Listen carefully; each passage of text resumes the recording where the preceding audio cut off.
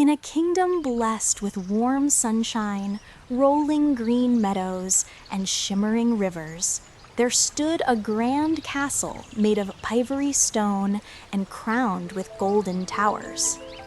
The people who lived within this kingdom often spoke of its peace and prosperity, but what they cherished most was their kind and noble rulers, the king and queen. Although their kingdom flourished, the royal couple held a quiet sadness in their hearts. They were loved by their people, respected by neighboring lands, and surrounded by beauty. And yet, every night, as the castle grew silent, they would look up at the stars with a single wish on their lips.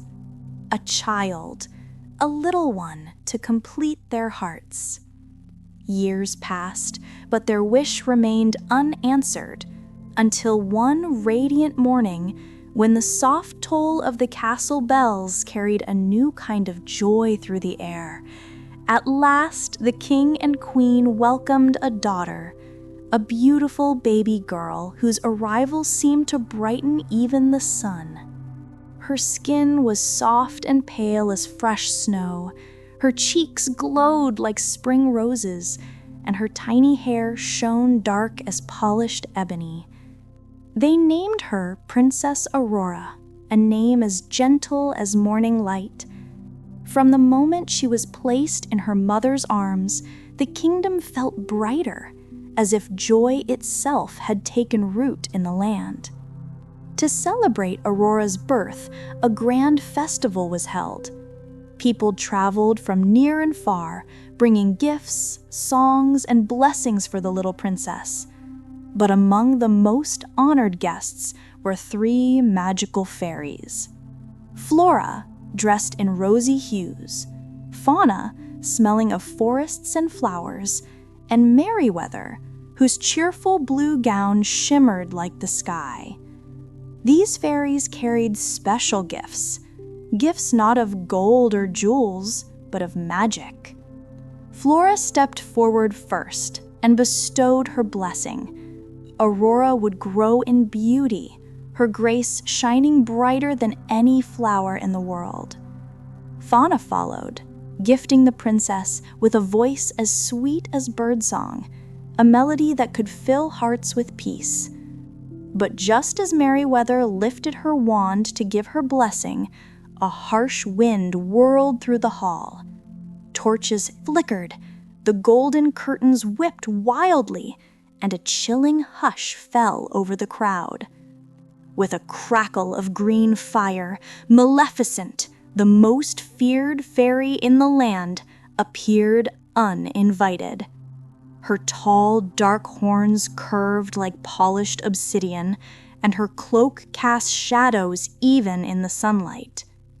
She gazed at the royal cradle with icy fury. Being overlooked was an insult she would not forgive. With a voice like thunder, she declared a terrible curse. Before the sun sets on Aurora's 16th birthday, she would prick her finger on a spinning wheel's spindle and die. Then she vanished, leaving only dread behind. Hope returned when Merryweather bravely stepped forward again.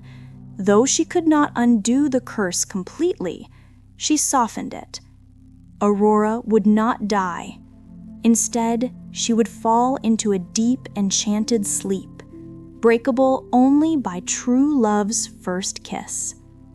The kingdom tried to protect her. Spinning wheels were burned.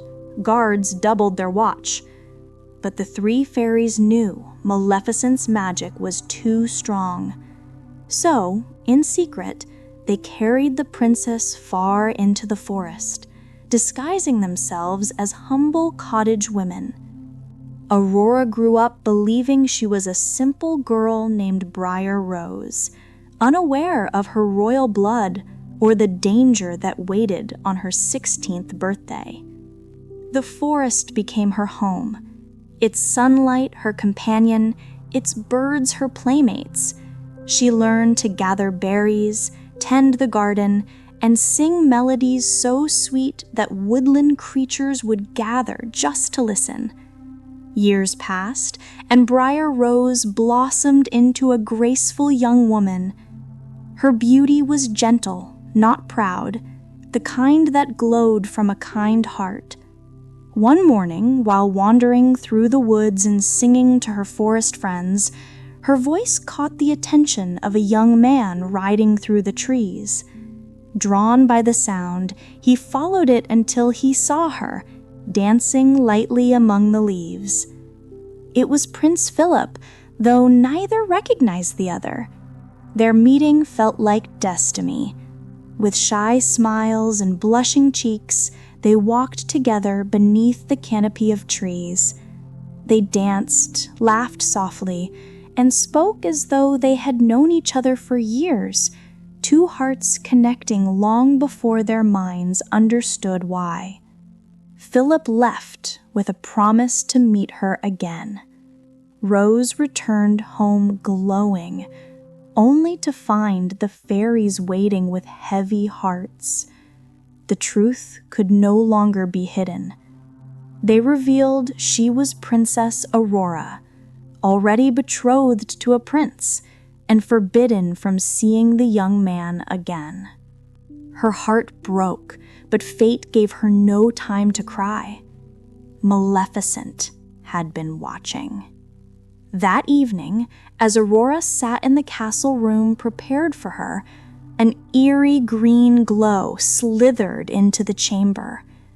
Whispering her name, Maleficent's magic drew her through hidden doors and winding staircases until she reached a forgotten tower.